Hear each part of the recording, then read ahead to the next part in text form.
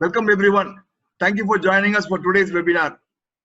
My name is Gopi and I am the convener at AABN, the business networking arm of IATA.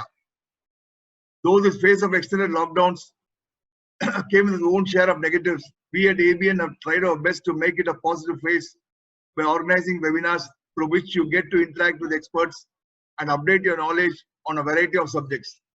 Your presence here reiterates the fact that you are keen on spending time meaningfully even on the weekend.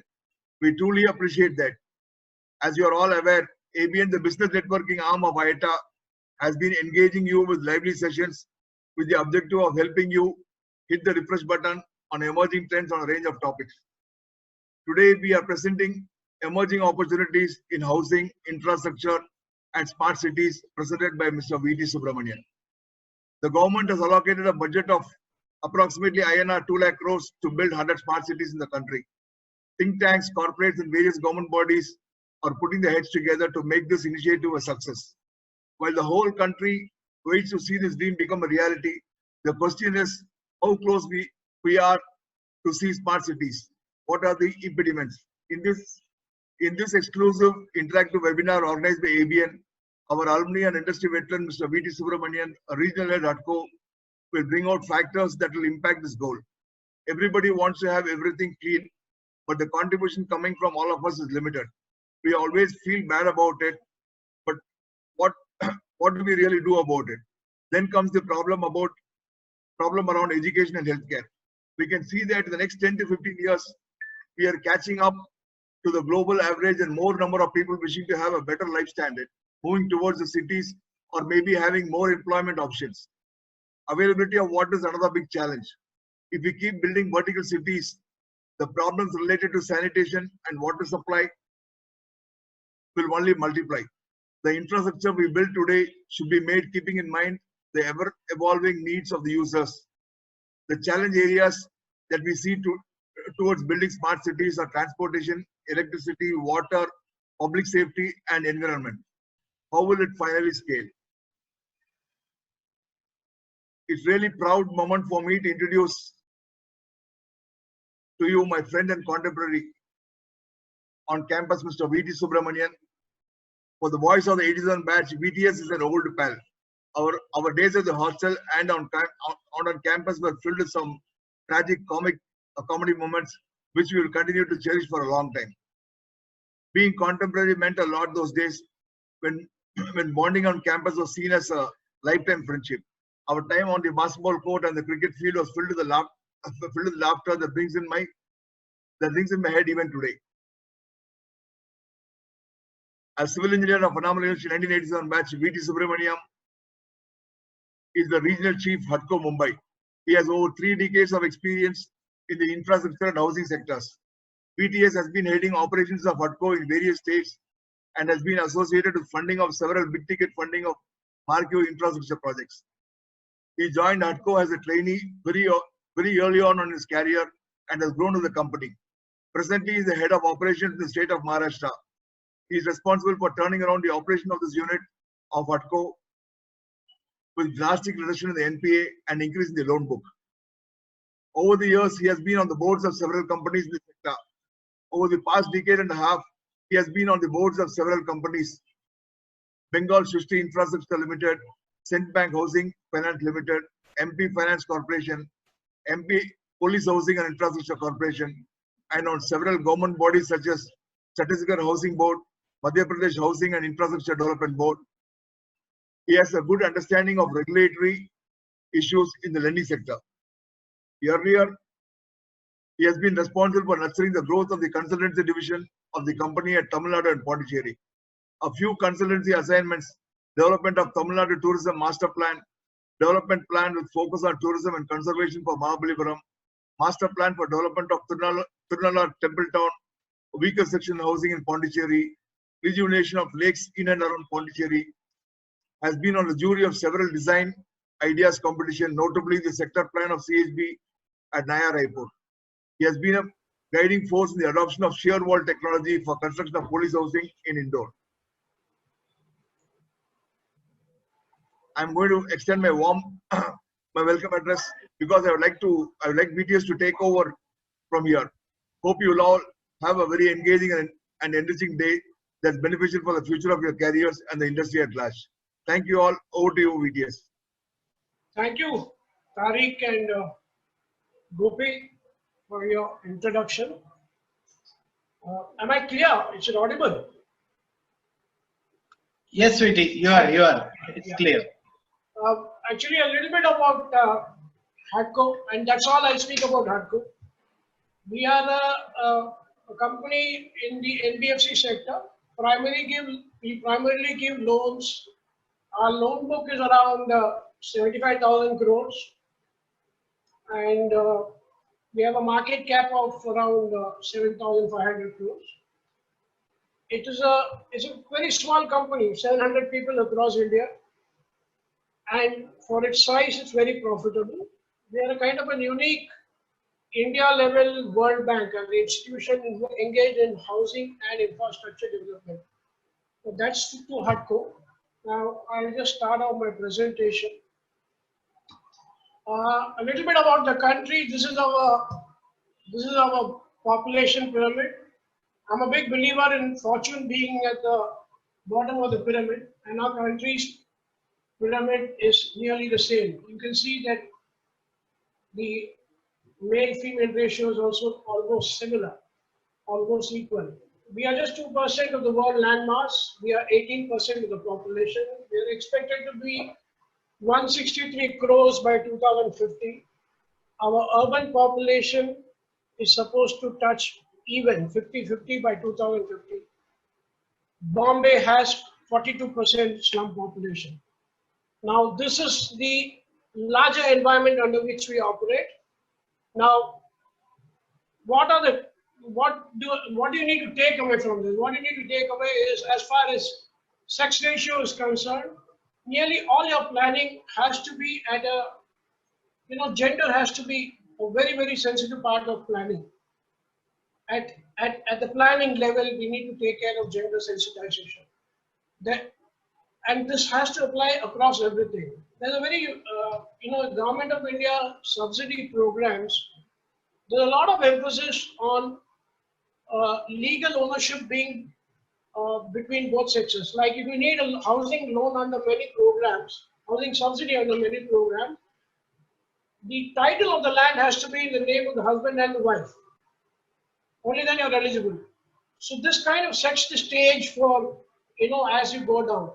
Now, similarly, as planners, as engineers, this gender sensitivity has to come into the soul. I mean, I'll just take a simple point to highlight why I'm saying and why this is important.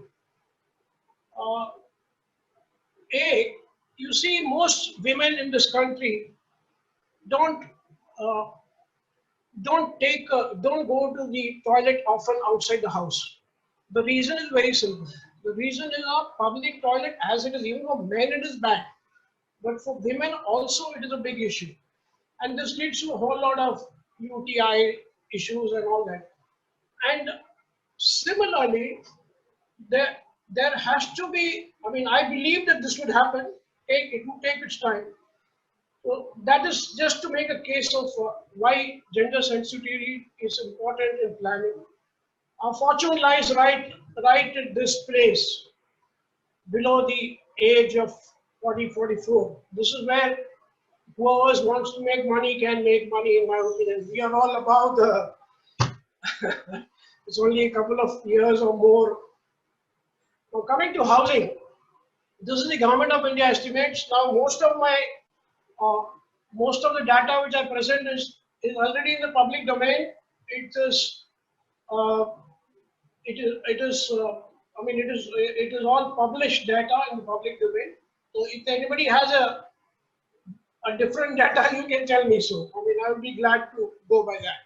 Now this is from the RBI committee on the need to deepen the housing markets. You can see here, a 10 crore is what we need. And the shortage in EWS and housing is nearly 95% or close to that. Now the aggregate loan demand will be 57 lakh crores, and the housing finance market is around 35 lakh crores. Now, just to give you an idea of what 57 lakh crores is, State Bank of India's deposits is 32 lakh crores. And the remaining 6 big banks, private sector banks, HDFC Bank, ICICI Bank, Kotak, and the other couple of banks, they have another 32,000 crores. So this is the size, just to give you a comparison, I'm giving you this cost. So there is maybe a need to look at various models and etc. Now, coming to how the houses per se are, we do not seem to have much of a problem electricity wise, even though there are some pockets which are, I mean, this has changed now. This is 2015, now the figure is much better. As far as water supply and sanitation is concerned, the situation continues to be grim. You all may be knowing that there was a very controversial kind of a study which or a thing which said that, you know, in India access to a smartphone is easier than access to a loop. Now this is largely a reality. I mean, even during the COVID times, Dharavi is one of the biggest slums in Bombay. One of the reasons for the spread was community toilets and the lack of hygiene at that level. But those people have learned fast. Now it's the people who are in the towers and the Bandra Kings and the South Bombay guys who have to understand how to live safe in COVID environment. As far as housing is concerned, there is a small study which is done by the regulator on the affordability of the houses. It's basically the house price as a function of the borrower's monthly average income. This is done across the housing finance companies, around 32 companies in the size. You can see here in Chennai, it is 58 months. That is nearly 5 years of your income. You need to, is what your affordability is, and this figure is rising. So this, you know, straight away brings down, comes to an equation that is there a need to go to a rental model also? Do we have to have an increase of rental ownership? There are a lot of thinking of rental ownership coming in a big way. It's been spoken of. You'll be surprised to know in the 60s and 70s, we used to have a lot of rental housing. That's predominantly because why the state government housing boards and all used to build a lot of houses for government. Now, as their rivals diminished, we shifted to more to a ownership driven. And across the housing ownership space, many of those like rental housing at the government level, maybe a cooperative rental housing, all those got kind of sidelined, and we predominantly are in a private ownership of housing. Now that is actually at the top. I mean, you need to have an income and you need to have the ability to take a loan, etc., etc. Now, there's another flip side to this. There are around 20 or 30 cities in India which are at various stage of metros development. Delhi's got a big spaghetti of network already in place of metro rails. Bombay's network is coming up likely to have around 100 kilometers in a couple of years. So all this would kind of help in negating this price rise, in the sense that it doesn't, I mean, if your travel distances are shorter, it doesn't make, of course, after COVID, there are a lot of things which would change. You know, the whole thing is fluid. But I'm assuming that if the metro comes, if you can travel, then the cost of ownership per se in inner cities, etc., would not be so much of a problem if you can afford to buy a house at the periphery and still commute to office easily. Mortgages in India, the size of our, just to give you an understanding of how we are 10% only as a percentage of our GDP. And the general belief is that we can go across this as our population rises up the income ladder and so. Now, this is another thing. I mean, this is on a world level how the owned and rental, our emphasis, the sociological need, we need to own a house. I mean, our first aspiration is, even, in Bengal, they say, uh, pukur pukur badi. Pukur, pukur is a pond. Pukur is a dog. And badi is a house. Pukur, pukur, badi. If you have these traits, you can get married. So, I mean, I'm just giving you a regional example. I'm sure. So, what happens is that we have a predominant. So, this needs to change, and this is changing. I mean, we are having a slow revolution of sorts in the Uberization of homes. We are having companies which are in the co-living space. I think co-live, co-ho, Zolo stays. There are a lot of companies which have come up, about 5 or 6 startups which are there. So this is a kind of a segment within the housing which can kind of, I thought I'll focus on that. Now the added problem is that 12% of our housing stock in urban areas remains vacant because we don't want to rent it out. We're scared whether we can repossess that. Elsewhere in the world, the repossession aspect is very easy. There are rental management companies, and if there is a default, here you have to have, I mean, there could be many of the instances which you people yourself know. Now, the context of rental housing is, again, I go back to the fortune at the bottom of the pyramid, be it income or be it age, affordability, EWS, LIG, they can't afford. You see, there's a lot of informal rental housing in our slum areas. So there's labor mobility, which is being proved by, I mean, in COVID times, we have had a lot of migration, and that's led to kind of, we need to recognize this a lot. I mean, for informal sectors, for people who are in the development arena in Chennai, most of the Chennai labor comes from the eastern states, Calcutta, Jharkhand, Orissa. So all of them have gone back after lockdown, and nowadays earlier the builder wasn't giving them any accommodation. Now the whole he has to give a kind of a full package. And as they continue to come back to Chennai, there would be a need for this category to be recognized. Now, what are the levers? You need a proper mechanism for rent price, for eviction policies and procedures. There needs to be a kind of a incentive for the developer for taxation, on incentives. The rate of return needs to be made attractive. Right now, there is a consultative committee, and these recommendations are in the process of various stages of approval, wherein we're talking about giving rental housing infrastructure status. We're talking about, you see, when you say infrastructure status, the rate at which you need to borrow comes down. You get access to easier rates.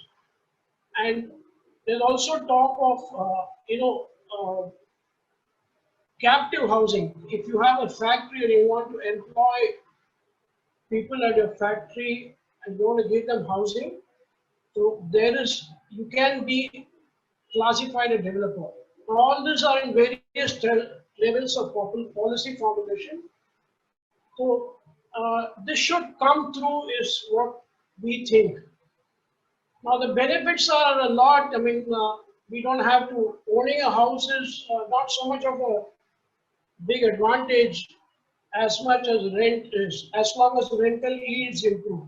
Rental yields in the country are pretty bad. Bangalore is 3.2% and somewhere around, and of course the micro areas would again have a different rate of interest, different rental yield. So you borrow at 9% or 11%, and 3% is your rental yield, doesn't make economic sense for a builder to come into the picture. The only way you come into the picture, you give them other a tax holiday or GST cut, and all that is coming, is what the hope is. Now within this there is opportunity in professionally managed school of student accommodation. We have a lot of migrants in the country, Kota, Indore, Bhopal, in Bangalore, Delhi, and other cities, where a lot of our higher education plus,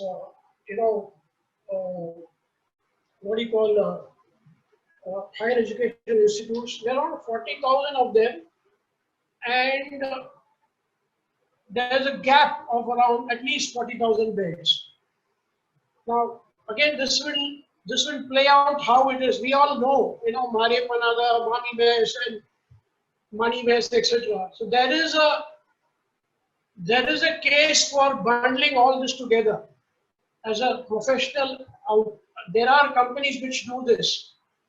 There are companies which do this in a big way in Bangalore, in Jaipur. So only thing is you need even in Chennai will have a lot of migrant population with meat and all that. Now I'll skip this because this rental housing is not yet done. And on the infrastructure, I'll come to infrastructure. Those are the two ideas I had for housing. On the infrastructure side, you see, this is what we do. You'll be surprised to know that we are the second highest road network in the world. We're next only to the US. This is in thousands of kilometers. But the zebra crossing is dangerous in the sense that our per population figure is only around 4.9 as against 31 and 36 on the side. Now, as this figure comes here, road safety would improve, our turnaround times could improve. Now, one big project which seeks to do this is the Bharatmala project, wherein from the present 350 and sub 4-lane corridors of highways, they want to go to a 4-lane plus national highway corridors, which will be 50 in number and which will connect around 550 districts. So this will increase connectivity in a big way across the country. Just to give you a case in point, we are associated with a project now, which is connecting Bombay on this end and supposed to go to Visakhapatnam and Calcutta on the other end over a period of time. But presently, it is from Bombay to Nagpur. Nagpur is basically the other end of Maharashtra. Now, this is a 50,000 crore project. Now, why I say this is that our ability to think big has changed as a nation, and we are investing largely in such big transformative projects. The same infrastructure, the story plays out. What we need and what we have there's a lot of gap, and so therefore there are a lot of opportunities. Now on infrastructure, there is this huge. Because there's nothing for me to say per se, in the sense there is this huge. I just draw your attention to this. There is this India Investment Grid.gov.in, which has got around 7,000 projects across states, across sectors, and which across ownerships. Whether it is government owned, tendered, or whether it is going to be on a PPP model. All this is available, so you just need to see that and follow your interest if you are interested in the infrastructure sector.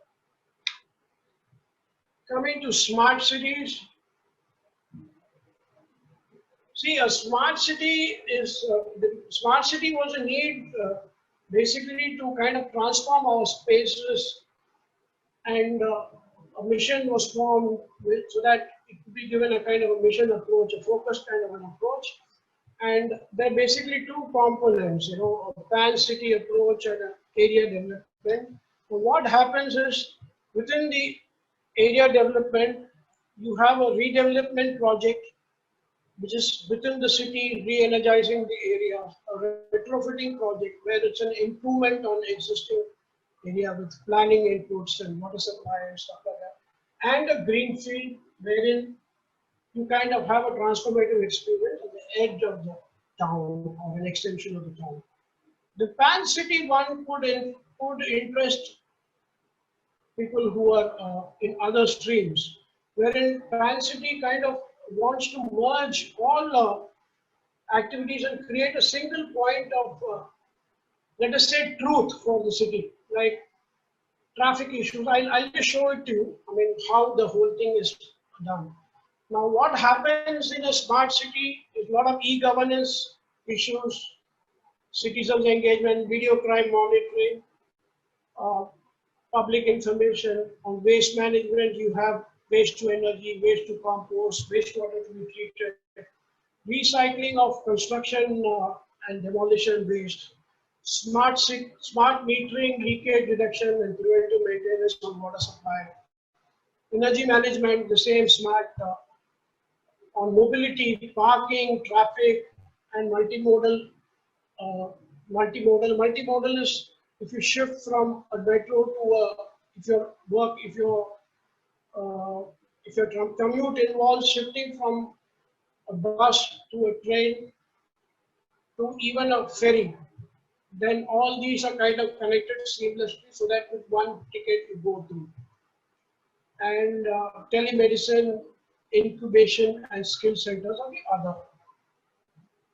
Selection process, all this is done and over. This is done in 2016 and 15 onwards.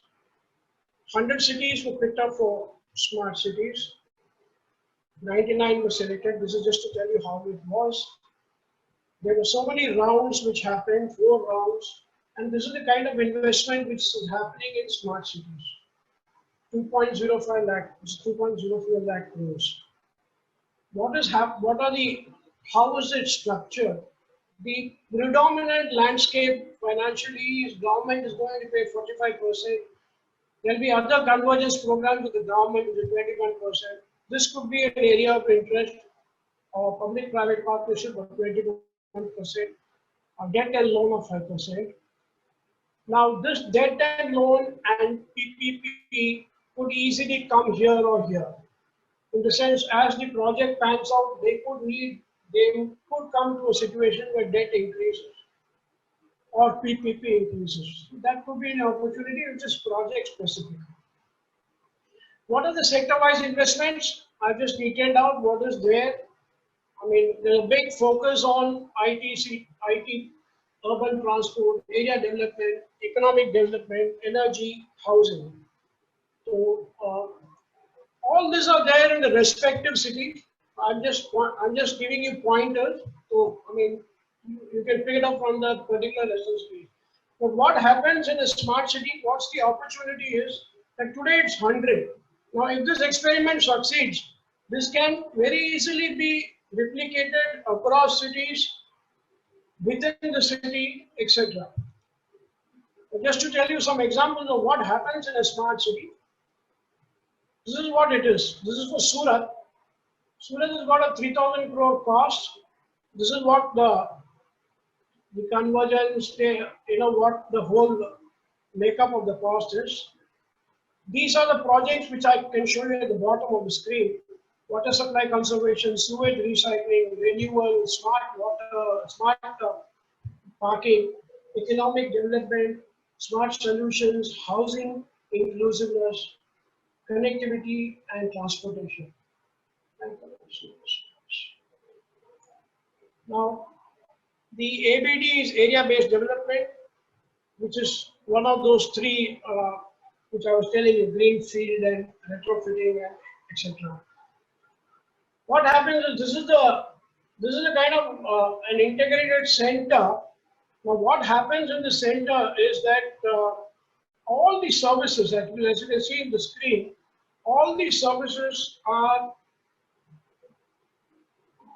1 minute. Yeah.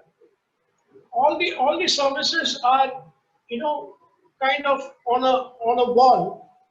Now, if you see this is the property details. You can pick up your property details, what is pending for recovery. You can see what is pending for recovery, how much is the hike, what is, etc. The complaints, whoever is complained, water supply, electricity, etc., etc. A kind of a KPI and CCTV for the entire city, and vector-borne disease control. So all this information is kind of collated at a hub. This is also a part of the same video wall, the transit system, wherein you can track the vehicle, you can track whether there's bunching, whether the person is going, whether he's going fast. All this is because most of them are GPS enabled and connected via an RL, a remote video device to the brain, and they can monitor over there. They can even monitor instances of crime taking place within the bus, because there's a footage and all that stuff. So this kind of rationalizes a lot of things in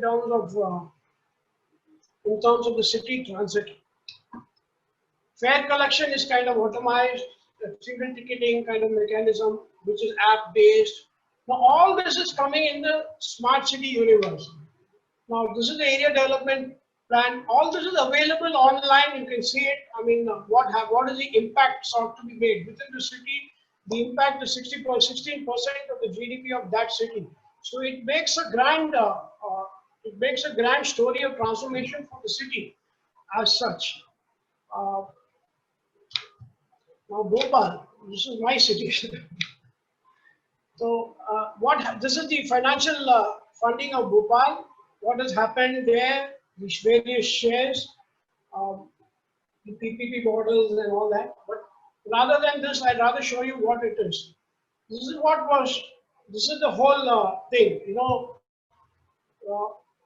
there's an integration command control center, area development, there's an incubation center, a smart maps, parking. So everything comes with smart. Actually, it is pretty smart. For a country like India, for a city with population of around 22 lakhs, it is really, really smart. And the promise is that it can kind of be transformative. This is what I was trying to, this is another, the wall, you know.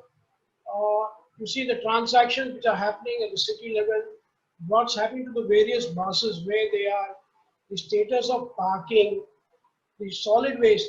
The solid waste management, the truck has got a GPS, the bin has got a RFID or whatever you call an IoT or whatever you call it. It tells this guy who's sitting here that the bin is full, it needs to be empty. And this information is kind of sent to the nearest truck driver. Truck drivers are having it GPS enabled on their truck, the garbage one, so that I mean typically you find that they cannot be tracked, and hence there's a reason for garbage not being cleaned. So that is kind of improving. May I express, this is like what we have, urban clap, or it's called urban, it's called something now. It used to be called urban clap, where all your services are app based. So this is something which came up in Bhopal, wherein your carpenter, electrician, plumber, etc. You can make a call or app where you can make a request, and the city has got a database of them, and it is linked to the bike sharing, fire brigades, call center details. So all these details are available for whoever is managing the show. Now this is what is the typical, this is for Vizag. I just thought I will just show this because one can understand what is at play. Starting from here, for a city, there are 500 cameras at so many junctions. Smart lighting. Now this lighting which is smart, I'll show you the issue in the picture.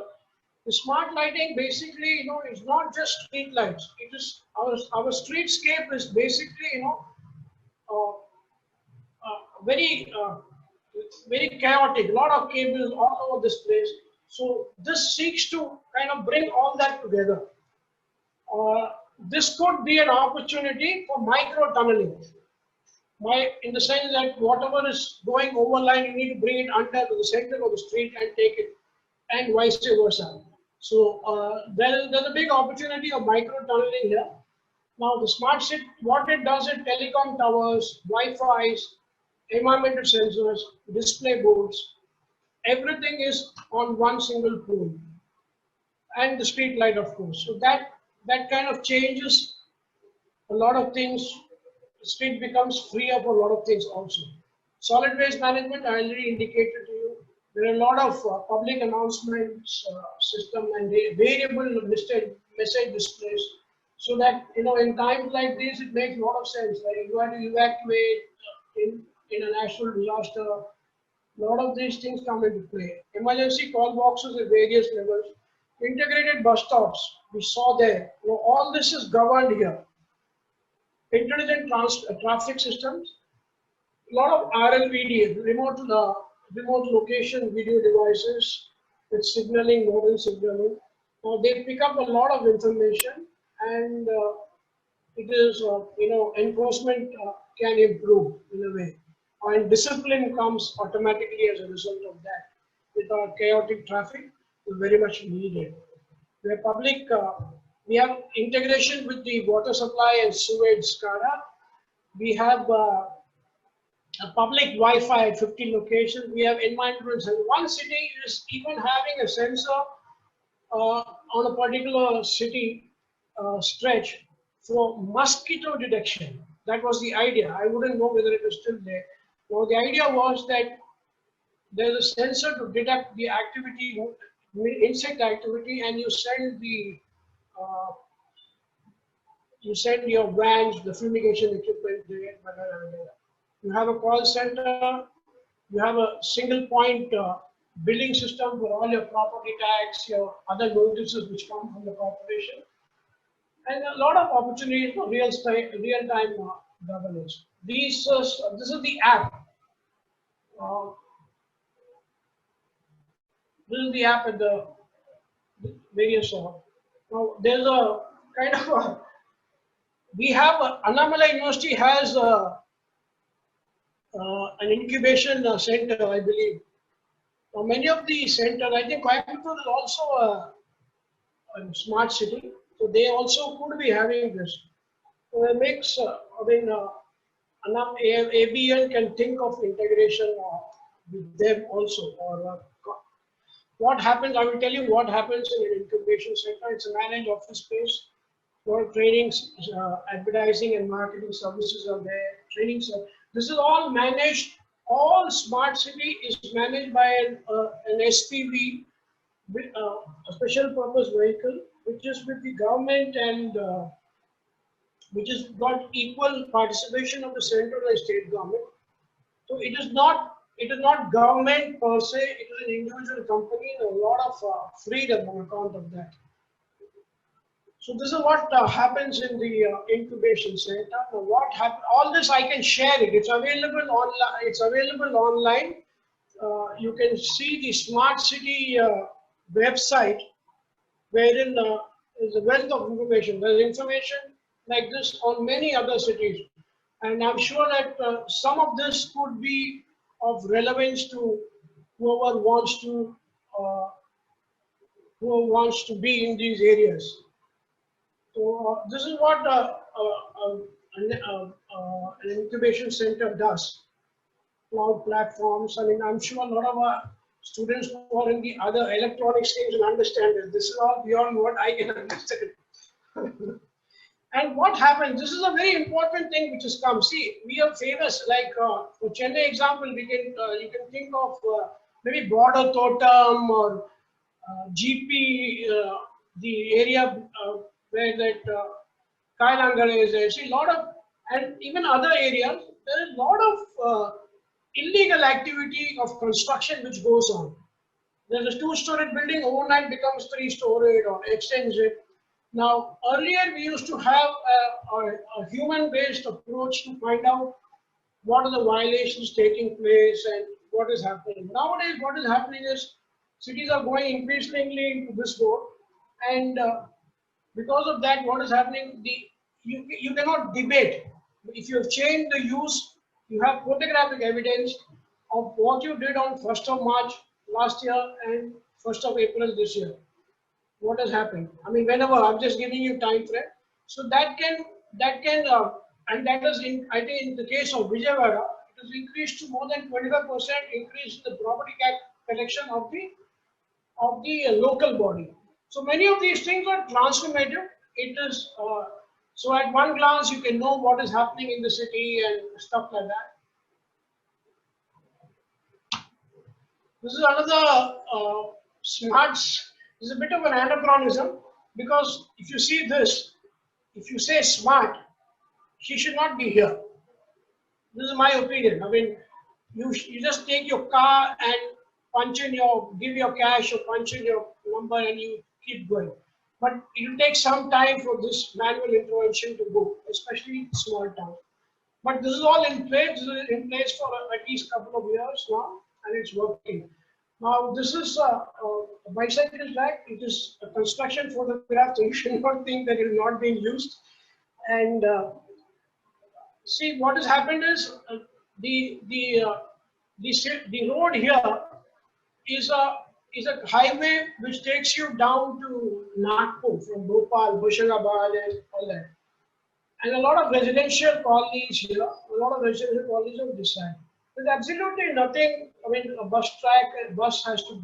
I mean, you need a place for buses, for individuals to find a place to walk, to get out of a bus and start. Now, all this place, this particular road has a lot of stations which have these bikes. These are again GPS enabled. You have an app. You can pick it up. You can join the app. You can unlock, write, lock, and return. And it's all. I mean, there's no intervention. Only there are many cities which are having this on a dockless. You don't have to keep it at a particular dock. You can leave the vehicle wherever you want, and it gets picked up. All this is happening. This is all very common for outside India, possibly, but it's happening here. So it is. This is something very important. What happens in our integrated traffic management application? This is the typical. See this person here. See this person here. They all should be behind this line. No, this guy is not wearing a helmet. This guy is wearing what in Hindi is called a gamcha, a towel, for the heat. Oh, I've gone on to the other slide. Okay, no issues. I'll come back to that slide. Now, there's some heritage conservation also, because the idea is that as the end of smart cities, one needs to feel a sense of ownership with the city is also one of the stated. So there are some interventions in Bhopal, Sadar Bazaar, Chowk Bazaar, Jama Masjid, etc. Solar energy is a part of.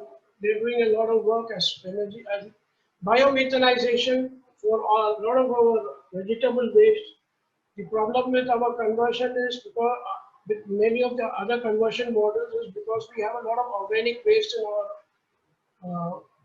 in what we dispose, unlike the other countries. So this biomethanization seems to work. I was talking about the Mayor Express. This is what you see on the screen. The electrician, plumber, whomever you want, you kind of place a request and it is given to you in the bill. This is what happens in the ITMS, which I was showing you. The system picks up your number plate, system recognizes that you're riding without a helmet, and the challan is issued. This says helmet dharan nahi karna.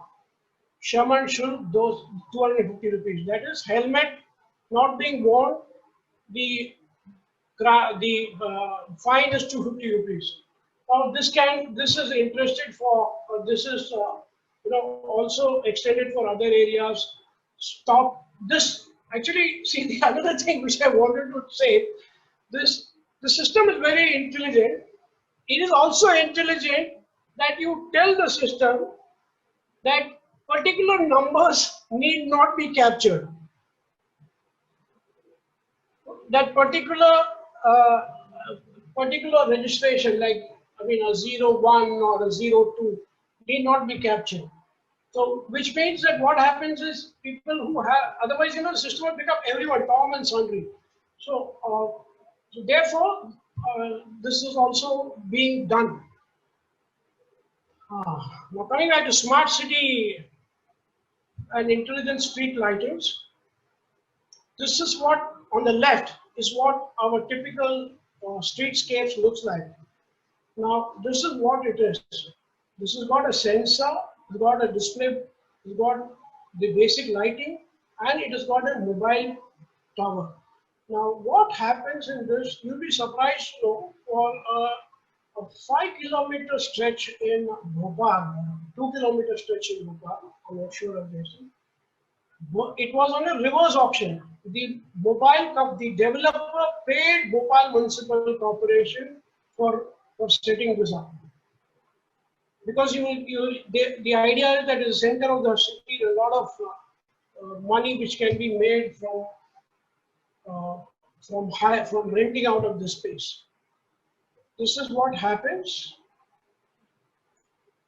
This is an area development in the heart of Bhopal town. Government owns a lot of rental housing, which is pretty old. Now they are seeking to kind of rebuild it with retaining what was the same amount of quarters through a kind of a high density approach, and giving a new transformative experience to whoever is buying property there. This is an indicator. Of course, this is gets to. I mean, I would not like to dwell long on this. This is what happens. This is what is the model on what is going to happen in this town. Yes. Now, the startup zone in Pune, just to give you an idea, you all can have a look at what is it. There's an anchor, there are knowledge partners, there are financial sponsors, there are corporate buyers, service providers, and all this come together at one platform. In fact, Pune calls this particular thing as a lighthouse. The idea is that it acts as a kind of a beacon for people to get attracted. This is another area which a few cities are trying to change. Most of our water supply is very. We have a water supply of a couple of hours in the morning, couple of hours in the evening. Typically, what this does is that it pressurizes the system, and after the system is dry, it kind of becomes a suction, and we get a lot of, and with the leakages in the system, a lot of filth from nearby comes around, and we do not.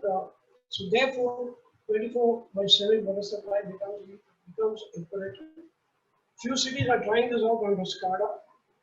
This is a project which we have also funded. We have funded 2,500 crores for this project.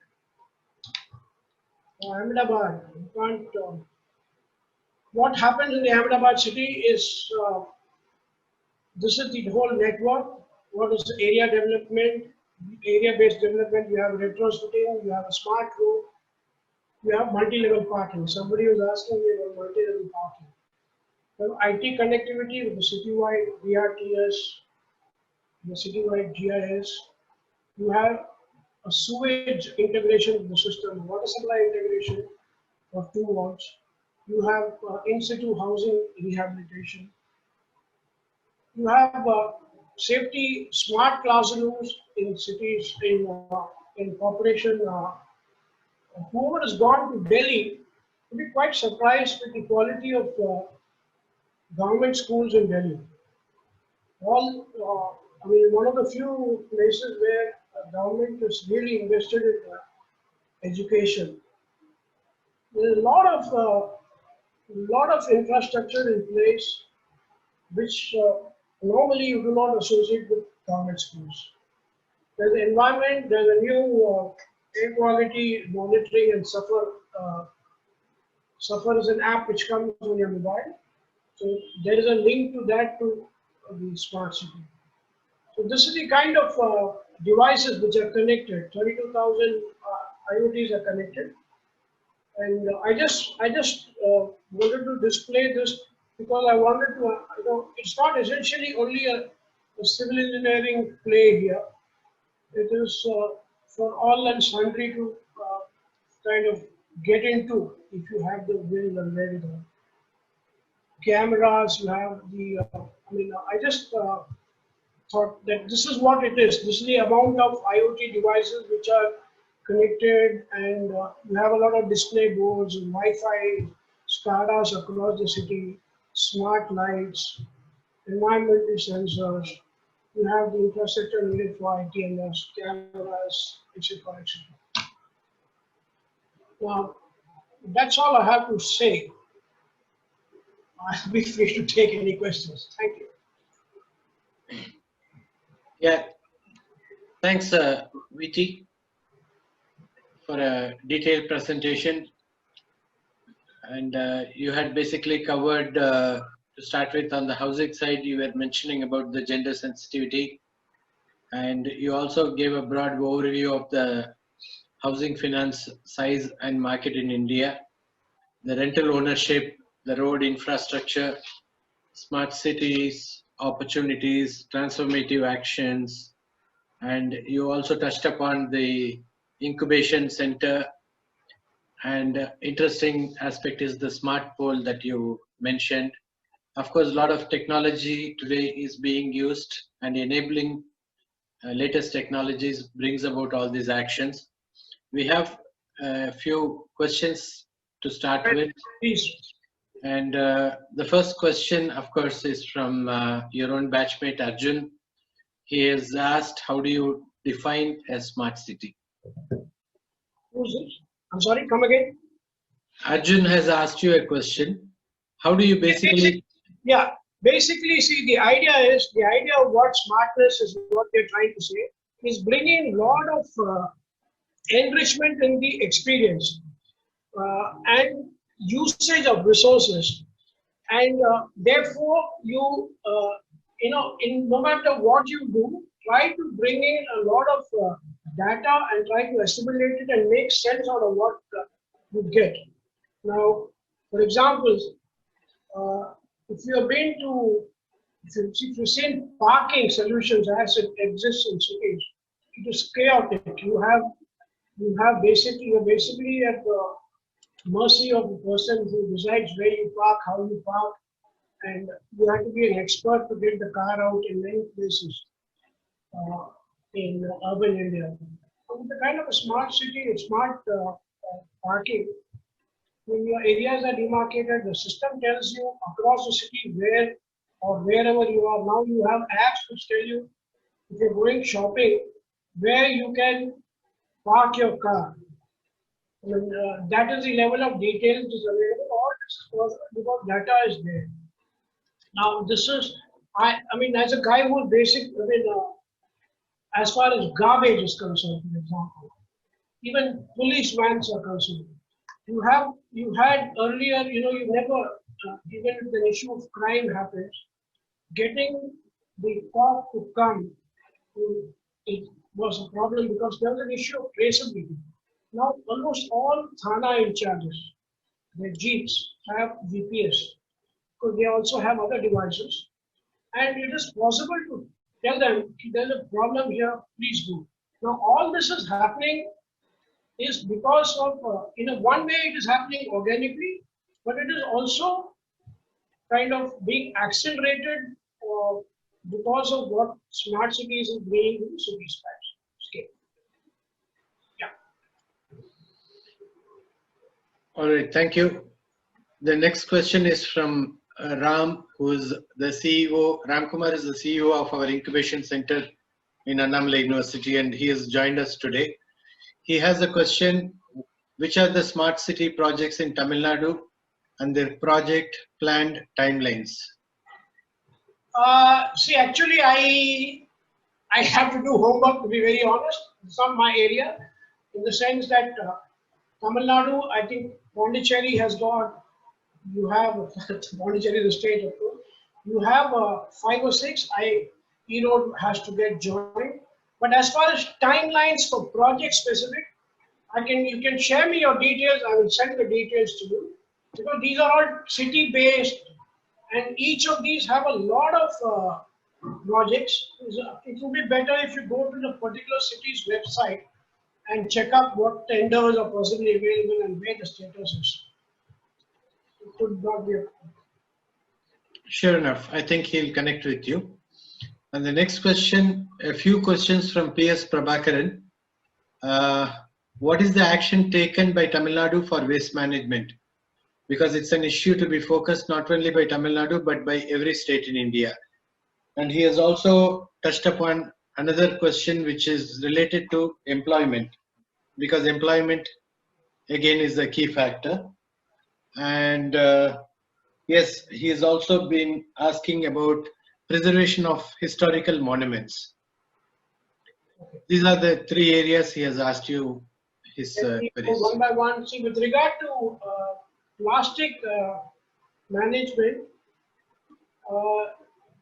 actually there are a lot of things which are coming up. Plastics being used in roads. There's someone who's already kind of validated a proposal to bring it into roads, and there's a lot of mandate in some cities that plastic should be used while making roads. So these are early days, and I believe it is being done, because as far as my area goes, with regard to see what we typically find. If, for example, I can share with you a city like Cochin, 15 minutes of rain gets flooded. One of the main reasons is nowadays our stormwater drains either have become smaller, become silted, and now we also cover them up and we dispose everything to them. So if you remove the slab and see, there's a lot of plastic, and typically it has to be cleaned up once in a year at least. That doesn't get done. So this would, there are companies which pay you for plastic. I can share with you the details offline. The second point was it's related to employment. What is that? Can you come again? One moment.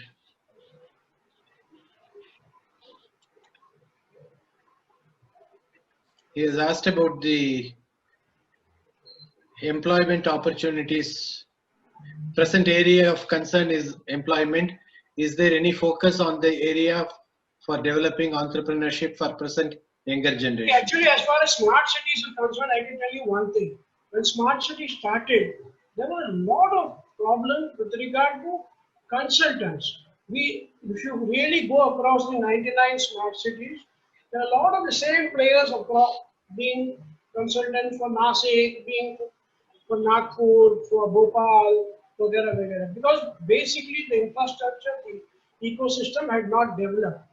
But I believe that as this expands and as this kind of gets replicated, there would be an ecosystem of consultants also. That is as far as the consultancy aspect of smart city is concerned. Now, as far as actual opportunities are concerned for entrepreneurship, there is absolutely no. I like to only say this: in all the years that we have been lending that I know of, there has always been a tremendous gap of what is needed and what is being funded.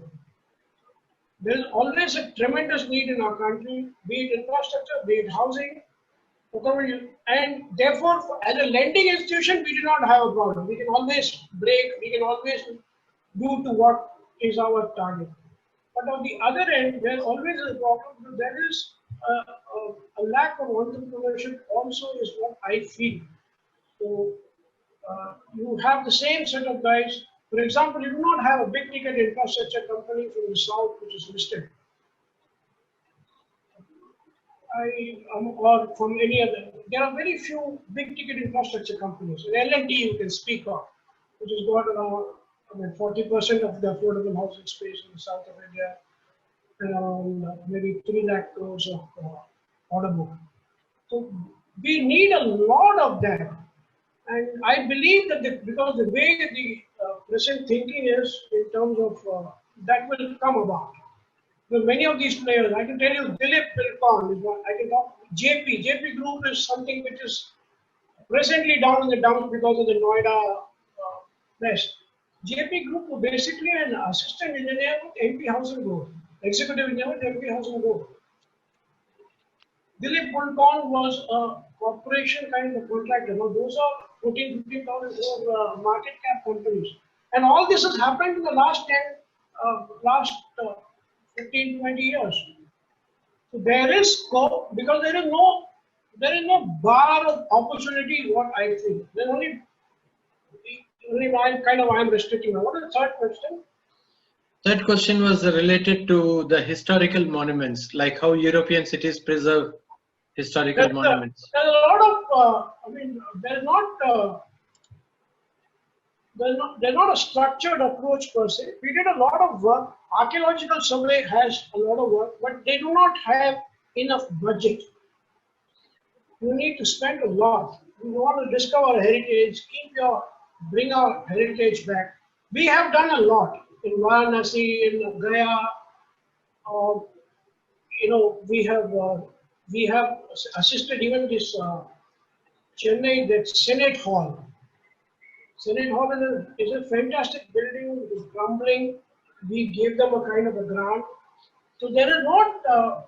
There has to be government intervention. There has to be grant from a lot of philanthropy also has to come into because the pie is small. I mean, in our country, the pie is small. So what constitutes quality takes the second step. I mean, in the hierarchy of things.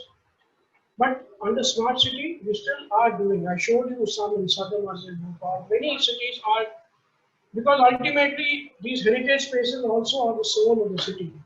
So they're trying to balance a lot. This will come around. Great. I think. And I like to only say, see, HUDCO is basically a funding institution. We are not government. So I speak from only my experience. I mean, it should not be interpreted as government to what I say. Yeah. Thanks, Vicky. The next question is from Mr. Atnasabapati. Can you please elaborate on HUDCO's low-cost housing adopting latest technologies? He had attended 20-25 years back some training programs. See, there is a fantastic. See, what happens is corporations grow. We also have grown. Low-cost housing. We did a lot of promotion. We did a lot of. But what happened is now this low-cost housing business, housing itself, there's a particular BMTPC, Building Promotion Technology, under the government of India, which is taking care of all this. It's kind of the function has been taken away from HUDCO. But we do a lot of training and stuff like that to encourage. But to tell you honestly, what happens with low-cost housing in our country is that largely it is still seen as a poor man's housing. If I don't plaster my house, even if I use wire-cut bricks, they think that I do not have money to plaster my house. We do not think that an unplastered wire-cut brick with good pointing is aesthetically anywhere good. There are very, very few examples of moneyed guys or the top of the spectrum to get into. This is not started as a mass movement, primarily because money involved is less. So it requires a mindset change. It has to come as a policy. All right, thank you. There's a question from Mahendran. How is HUDCO planning the disposal of plastic in a smart city? Nothing to do with HUDCO. We are a funding institution. We have nothing to do with government policy. in this regard. All right, thank you. I mean, please understand that we are a bank. We promote because we think it helps us. We promote if we make money out of that. We promote low-cost housing. We promote the bottom of the pyramid at all times. This is not what we do. Yeah. Got it. There's a question from Shanta Kumar of 93 batch. How are we splurging funds on smart cities while the rural and poor housing is still incomplete? How does that? I mean, it is not really so. It is not really so. See, housing, there are a lot of, see, there may be isolated pockets of housing in the rural areas not being done. I mean, just yesterday you saw a lot of housing coming up, I think in Madhya Pradesh, which was inaugurated by our Honorable Prime Minister. And it is not so, because see, ultimately, the problem, the balance of resources is the only issue. It is not that it is not happening. There is also a Pradhan Mantri Awas Yojana rural, as much as a Pradhan Mantri Awas rural urban. So aspects are there. Not that it is doesn't. If you see data, you will be, it is fairly even in terms of both demand and supply and demand. On another note, he also has another question. Do you have smart villages which improve the livability in villages?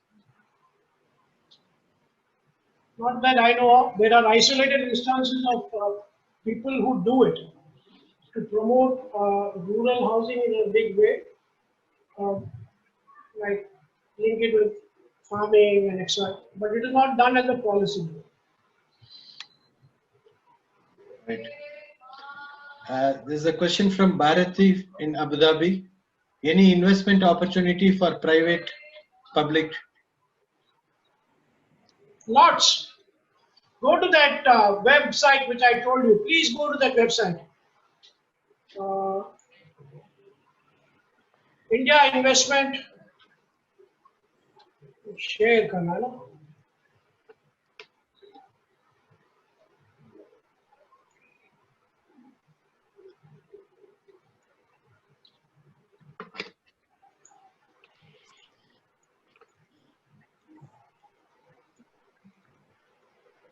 Go to this website.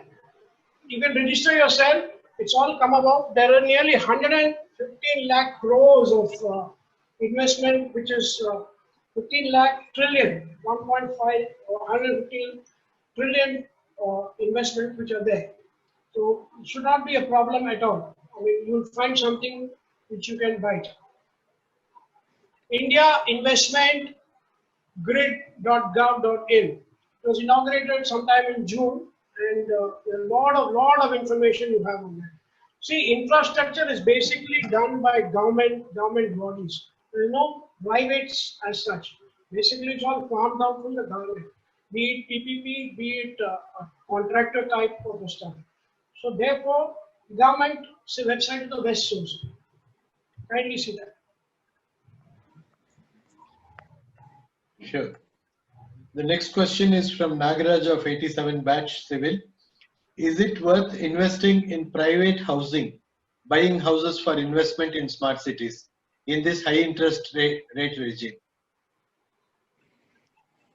See, as far as investing in housing is concerned, right? Nice question. It again is specific to location. Smart cities by location, because they are smart, almost none of them have come up in areas where there is no demand. You can't have a smart city area-based demand, area-based development, for example, and call it smart and put it in a place where there is no demand. It will be kind of an anachronism. So therefore, it is the place that I showed you, TT Nagar. TT Nagar is bang in the center of Bhopal, and Bhopal is one of the most livable cities in India. This overlooks a lake. There's a lot of undulating hills, and then this will sell like, typically should sell like, or nobody foresaw COVID. I'm just taking COVID out of the equation. Yeah, go ahead. One question from Yoganathan. I am in Kochi, Kerala residential apartment sale. how is the development in smart city in Kochi? I can get back to you, sir. You can.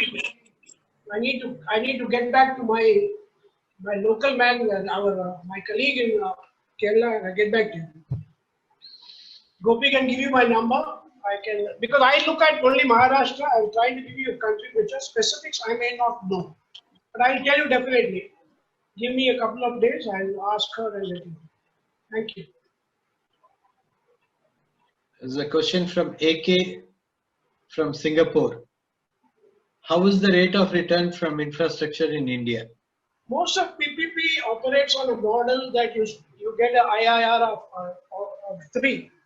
Sorry, of 13. So this is how it's operated. Whatever you see, for example, I live in Bandra. The Bandra Valley ceiling being farmed out to the Reliance Group, and then they took it for construction and been given out for tolling and all that. And we have another farm which is coming up from the Bandra ceiling is on the left side. From Bandra, the Bandra Mosul Valley is coming up. It's coming on the other side.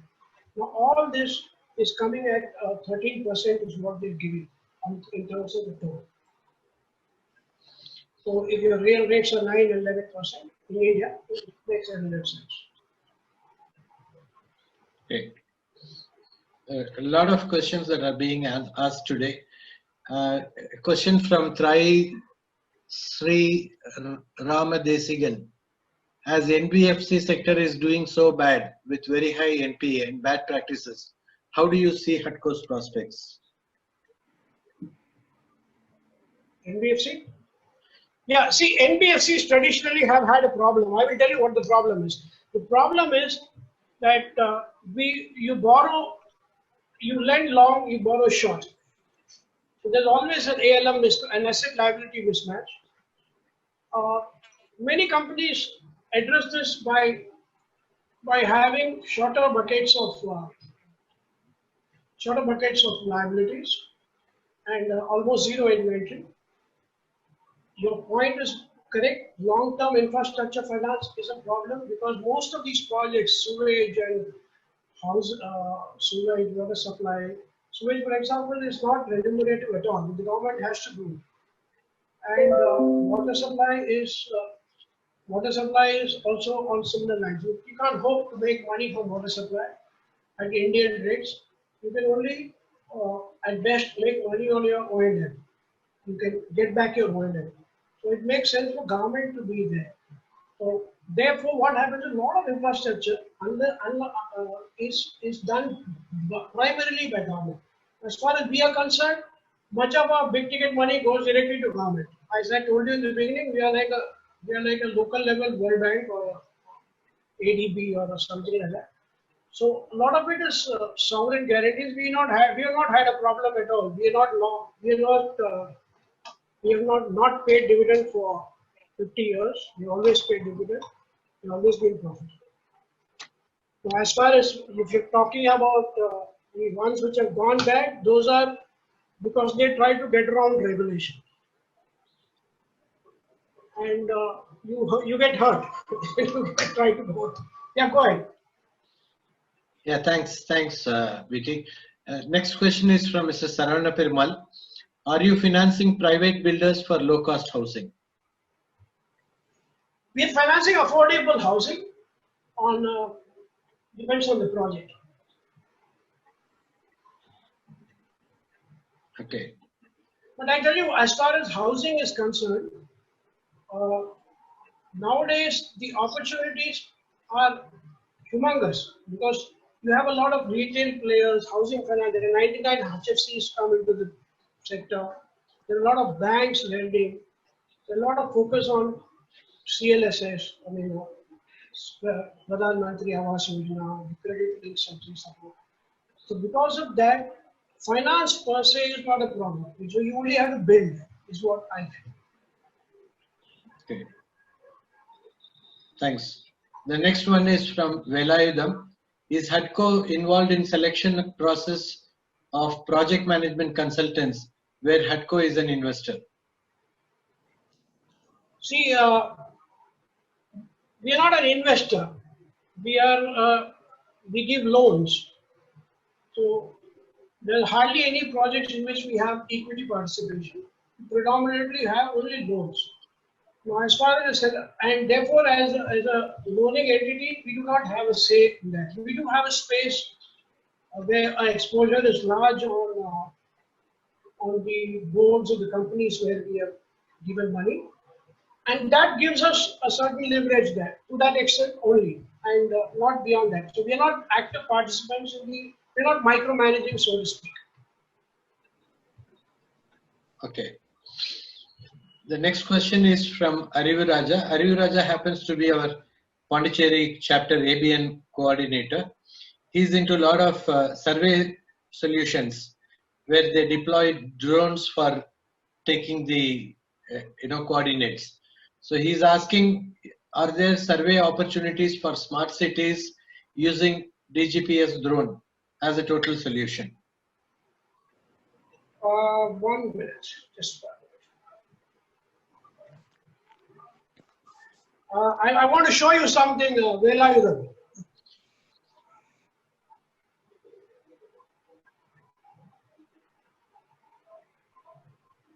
Just 1 minute. Huh? We have a lot of questions today. Can you see this? Yeah. You see, this is a drone monitoring of I can see it. So you can also a drone monitoring of the around 800 kilometer project from Bangalore, from Bombay to Nagpur. I think you've seen it. I'll take my hands up really. So what happens is that these are used nowadays. They use drone for monitoring, for surveying. It's all happening now. Especially in areas, for example, there's a project which goes through some inhospitable areas, especially greenfield projects. You go through maybe parts of forest. So at that time, you definitely have to go for a drone. I hope that answers your questions. So, yeah. Any opportunities for river and lake dredging in general and particularly in smart cities? This question is from Nagraj. Lots. In general, river and there are a lot of opportunity. Nagaraj, you should concentrate on Kuam, Buckingham Canal, Adiyar River. I mean, Nagaraj will appreciate that typically see Madras, Tondai Mandalam as we know it. If you see the Eastern Ghats kind of flows from, it kind of goes towards Chennai. And these three river Adiyar, Buckingham Canal and Kuam. These were kind of taking away all the rainwater. Of course, we have messed it up by building MRTS. We have Pallikarne in what traditionally is the swamp area. Many of my friends, including me, we live in the south of Chennai. South of Chennai is basically swamp. It should not have been built at all. So we have all lived in that floodplain now. We had interfered with water. So Nagaraj, there are a lot of opportunity. You should pick up. You should go to the government of. Has been for a long time speaking about cleaning these cities. You should. If you have seen Sabarmati, please go to the website. See Sabarmati Riverfront Development. That kind of changed the frontage of that city in the city of Gujarat in Sabarmati, and a lot of things have happened at the bank level because of the river being beautified and the ghat being beautified. So you should make up something and take it to Chennai and try to sell yourself. I believe it's a bit. See, Chennai, just to take a little bit on Chennai, it came almost to a finishing stage at one point in time where, they had decided that because of whatever environment regulations is, what is that place called in Egmore where all the automobile parts are sold? Gopi, Derimal. What is that place called behind Egmore? No, that where you have those second-hand parts of automobiles. All that was supposed to be shifted. So around 30,000 families were identified, and it was almost done. Finally, there was a lack of will, and it did not happen. Lack of political will, and that did not happen. Chennai represents in my opinion, the biggest lost opportunity of messing up with real estate because we are not developed along the. அந்த இது பண்ணிடுங்க. Distract ஆயிடுச்சு 2 தடவை. இந்த chat வந்து இதோட இது Arivu, can you please mute yourself? Yeah, sorry, Viti. Please go ahead. Yeah. Hey, that's it. I finished that. You can go. Yeah, that area what you are asking, that is called pyramid, right? No.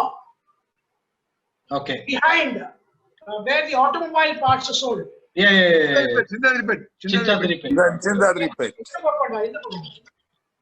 Okay. Egmore station, Egmore police grounds in the Pinnadi and check border though. No, not border though, something else. No? Where you get old parts here. Just behind the Rajaratnam Stadium. Behind the Rajaratnam Stadium. That's called Pudupet. Yes, Pudupet. There's nothing Pudu about that pet. Yeah. I think Raghu has a question directly to ask you. Yeah. Raghu, we have unmuted you. Please go ahead.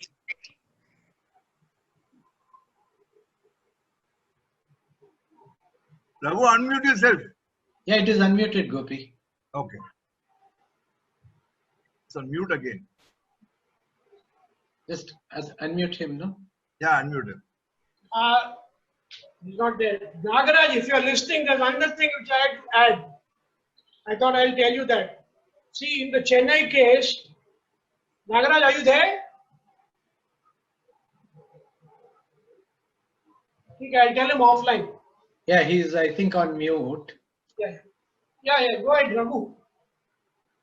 Raghu, please go ahead. BTS. Oh, Yes. gosh. Thank you. Oh. No. That is brilliant. But the opportunities that come out of all the smart cities, how is the bureaucracy and corruption? I mean, that's the whole deal. See, this is where, people we have a lot of expertise in helping solutions like this. We do it today. But, it's just for us to come there and go through the bureaucracy is the hard part with anything like this. Just talking parking meters. We have got parking meter solutions across the world. Actually, Raghu, to answer you that, I just cannot answer your question on this forum. Okay, done. We'll talk later. Yeah. Nagaraj, would you like to unmute yourself? If he's listening in, I will tell him. I'm only to unmute basically. Yeah, he's there. See, Nagaraj, it's like this. See, in Chennai, one of the issues which came up was all these big rivers, no? Kuvam and Adyar River. And He can log in again. Now get connected. Buckingham Canal. Idoda bed level enna theriyadu namakku. Join the meeting. We have maps. There's another opportunity in that. We do not know what it was when it started out. So for you to dredge, you need to know how much to dredge. That is also an opportunity. You need to apply yourself. I hope Actually, the river and the lake dredging are different from a traditional seabed dredging. So it actually totally different narrow area, and equipment and other resources are totally different from traditional dredging.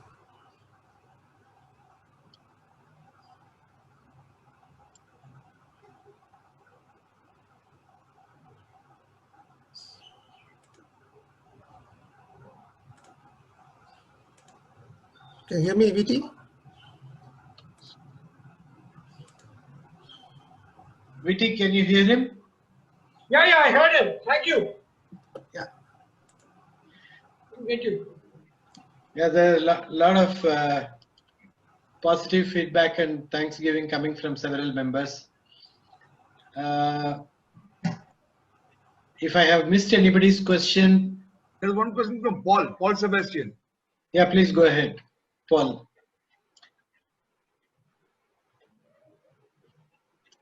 Paul, can you unmute yourself?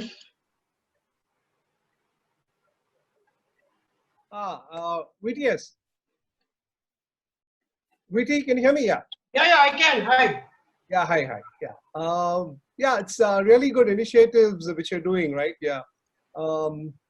Globally, if you look at a smart city, which would be a kind of a role model for a smart city today in the world? Actually, we are very much enamored by Singapore. Okay. What about China? But most of the models, only pick up from experiences across. There's not one single thing. Most of that I know pick up from individual kind of best practices across. It is not because as of now, while the smart city is not other than the planned split city, it has not come to only the services part and the data capture part and transportation, garbage.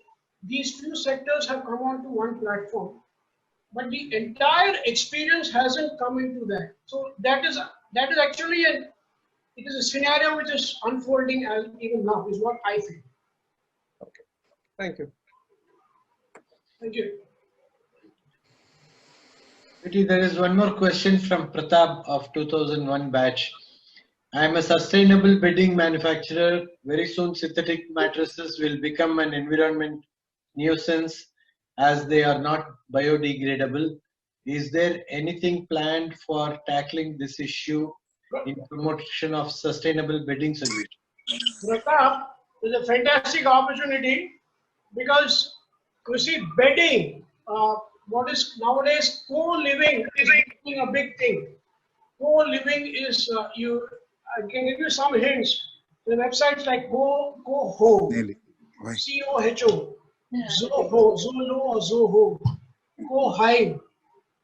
In the startup universe, it is estimated that around I may not be exact on the number, around 3 to 4 lakh beds are what is the kind of requirement on an annual basis from co-living. Co-living is basically a concept which takes off from the fact that millennials, people in the 18 to 34 year frame, they kind of they are going through an experience of Uberization. Like, why do I need a house if I need only a place to sleep at night and a room, and if somebody takes care of my food?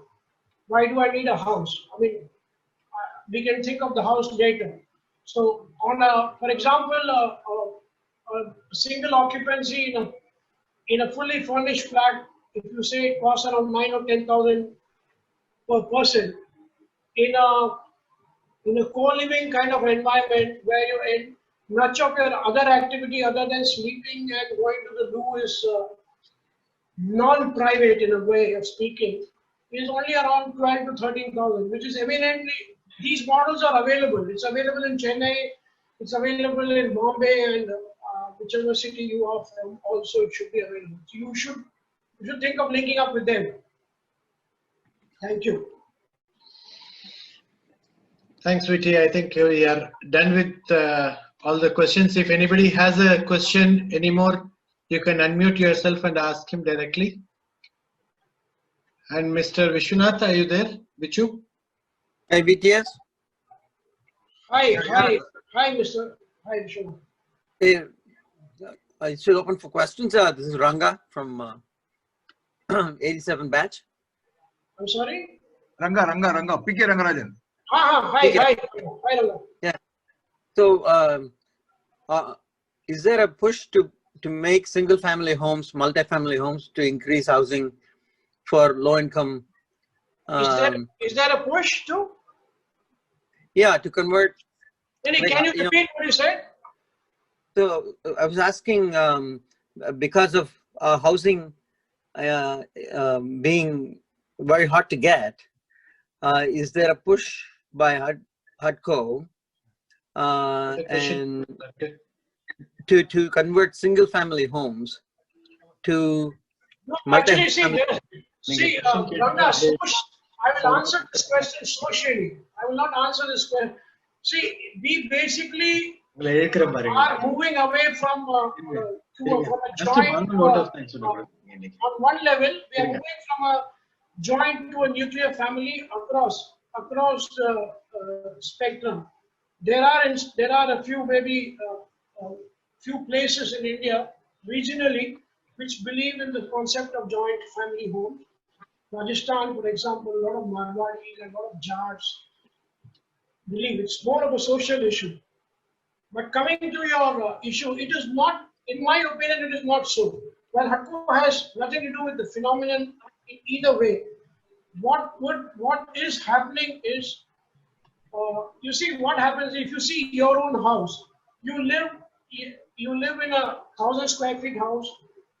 You spend most of your time in the bedroom, in the living room, in the loo, a little bit of time in the kitchen. If you break down your hourly spends in each room, you will find you need much little space. Much of the space which you have can be farmed out. Now, if there is a model which can have sharing of resources, like the clean sharing of loos, and socially also it has to be acceptable, then it will work a lot. It will also cost a lot less. I hope that answers the question. No, yeah, it does. And I was wondering, in terms of permitting, getting the zoning changed, how easy or difficult is it now compared to like 10 years ago? Zoning change? Yeah, I mean, for example, we have a single family home in Tinagar, right? And if you want to change it and make it available for make it a multi-family home. Ravi, your voice is not, something wrong with my, yeah, come again.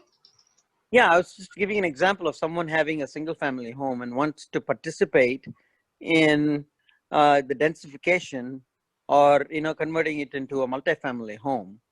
See, I would answer it you're thinking about zoning and all that. See, what is happening, is at the FSI level, at the regional planning level, at the town planning level, and at the city planning level, this is changing. Because many of the areas you have densification being assisted because of an increase in FSI. Chennai's development plan has undergone a change right now, and you'll see a lot of densification happening on account of that. A lot of these housing board areas, like Annanagar, Bandaveli, or parts of Vijayanagar and all that, will see a lot of redevelopment.